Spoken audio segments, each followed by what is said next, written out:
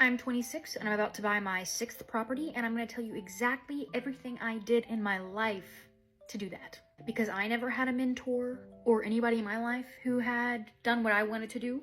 So here I am, trying to provide you with as much value as I possibly can. It all started when I was 18. I knew that I never wanted to pay rent. I never wanted to put money into somebody else's pocket unless I was paying off my own house. So at 18, I became a server. I had gotten a job when I was 16, but I wanted to make more money, so I got a serving job at 18 because you do need 2 years of work history. So I knew I was prepping 2 years before I actually bought a house. And I also got 2 credit cards because you also need credit history, and lenders like to see more than one line of credit open, so that's why I got 2 credit cards. Always made sure those were paid off in full monthly. And another thing I did was I never bought a new car. I got a fully paid off used car when I was 16. I'm 26, still driving that same car. I have never paid a car payment in my life, and I really hope I never do because it's really nice not having a car payment. And another thing I did was I did not pay to go to college. I did Tennessee Promise, which is a program here where you can get your associate's degree for free. And then I had scholarships to finish for my bachelor's. Had I not had that scholarship though, I would have worked somewhere that had tuition reimbursement because I wasn't gonna pay for schooling. I wanted to save my money. The last thing that I did that I really think helped prep me was that I lived at home while I was in college. My mom and I did fight a lot, but it wasn't so bad where I was like, I'm gonna go move and live somewhere else, because if you do that, you have to pay for rent, utilities, internet, everything on your own or with roommates. And I was just gonna suck it up and we would just fight for a few more years. We get along great now, but in my teen years, we did bicker. But I'm very grateful that she still let me live under her roof because I was able to save up. So then I turned 21 and I was like, you know what? Time to stop procrastinating. Let's see what I can afford to buy a house with.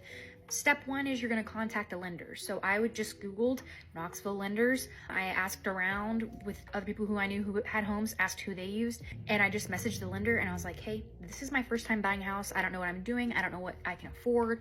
I sent them all the documents that they asked me to send them. W-2s, pay stubs, tax returns. They were basically like, you're not gonna get approved for enough to buy a house. And I was like, what can I do to buy a house? Because like I said, I was a server and everybody I worked with said not to claim their cash tips.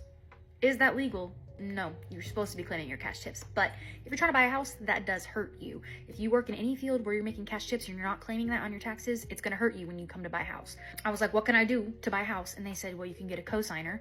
So I was like, who in my life has decent credit and wouldn't mind doing this? My grandmother, because she wasn't gonna move it.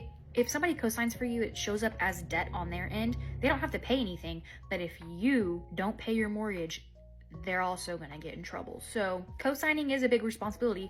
My grandma was willing to do it for me, and she wasn't planning on moving again or buying another house or buying a car, so the debt didn't really bother her, and she trusted that I was gonna be responsible and pay everything as I should, and I have. If you have anybody in your life who can do that for you, whether that be a spouse, partner, family member, maybe look into that. I got approved, even with my grandma co-signing, for $155,000 in 2021.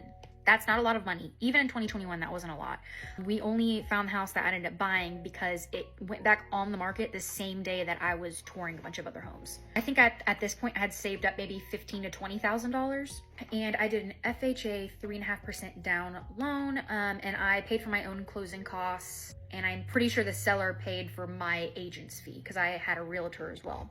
So then I moved in. It was a 3-bed, 2-bath house. After utilities, internet, and mortgage, all of the bills were about $1,200 a month. And I was like, let me get some roommates up in here so they can pay and I can keep saving so I can do this again. Because ultimately, I knew when I was 18, I did not want to work for the rest of my life. I wanted to retire early. I wanted passive income. I didn't want all my eggs in one basket either. So I didn't want to just invest all my money in stocks and ETFs and all that. I was like, let me get real estate. All of the richest people in the world, they got real estate. So I wanted to do it again. And I didn't know any other way than the way that I'm telling you right now. Because there's other strategies like the Burr method and stuff. This is how I like to do it. It's a good pace for me. I don't want a ton of properties every year. I like the slow once a year thing. Also, I'm not trying to have a ton of properties. I want a 10 fully paid off, rolling in passive income retirement. So anyway, I got roommates. I had 3 roommates. One was my boyfriend, now husband, and then we had 2 other roommates upstairs, and I split the mortgage between 3 of them. It was only $350 per person. So I thought that was very fair. I was like, that's nothing. You're paying nothing basically.